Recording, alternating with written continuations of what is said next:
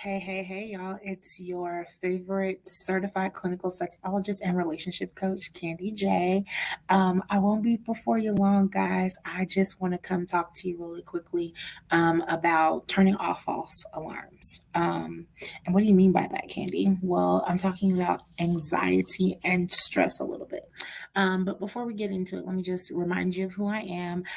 Again, my name is Candy J. I am a certified clinical sexologist through the Dr. Rachel Institute and the American Colleges of Sexology.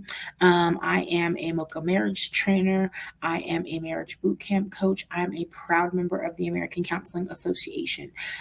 So I specialize in putting the oohs and the ahs back into your relationship, but I also do premarital counseling, marriage counseling.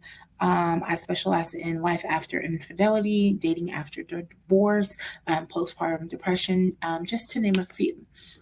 And so today I just want to quickly, because one of my clients was talking to me about the things that go off in her head, right? And how it seeps over into her relationship. For instance, her stress and her anxiety. Is her mind telling her she's in danger? And sometimes it in danger just means, oh my God, they're going to say no, or I'm afraid that he'll wreck my car if I lend it to him, or the last time I was alone with a man, this happened, right? And so we're panicking, we're worried, we're anxious, and while sometimes those thoughts are just not correct, and actually, 9 times out of 10, the escalation of how what your anxiety builds up into is not even going to happen. And so, what do you do when you feel anxious? How do you turn off those false alarms? Well, one of the things that you can do is just ask yourself, how much danger am I really in? What's the worst that can happen? Okay, so for instance, let's talk about going for that new job and for that interview.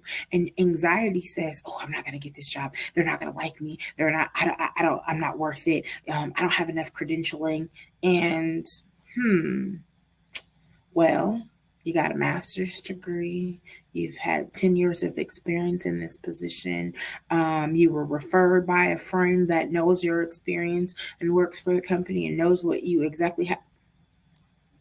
So how much am I in danger for them to actually say no to me? Or it just might not be the right position for you, right? And so, in this season of anxiety and stress, right, we have to turn off these false alarms, and you got to ask yourself, what resources do I have at my disposal, to like empower and comfort myself if some of my concerns are warranted? Well, what if they don't pick you for the job? What do I do to work through that? What do I say to myself after that happens, right? That, I just didn't get the job. It wasn't because I wasn't qualified.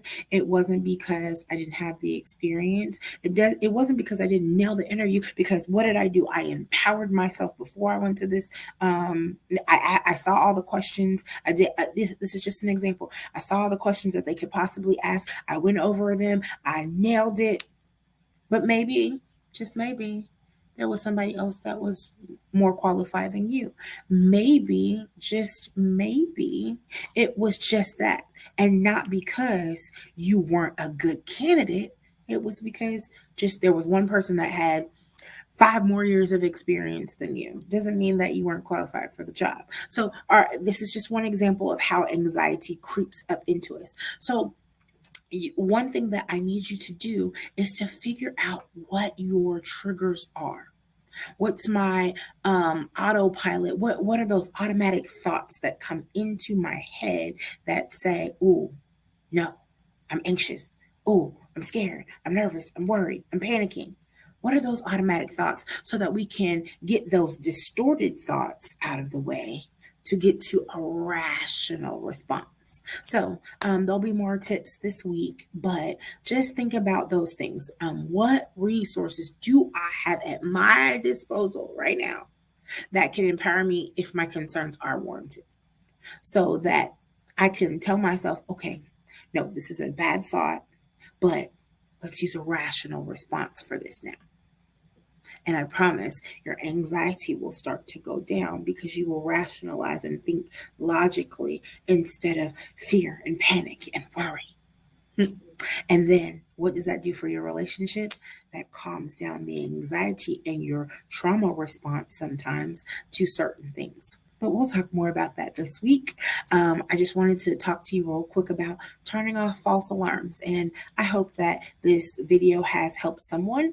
If you feel like it's helped you, definitely get in those comments. Let me know that it helped you. Like, share, subscribe, talk to somebody that may need to hear this, okay? Tag someone, I'm sorry, that may need to hear this. Have a wonderful day.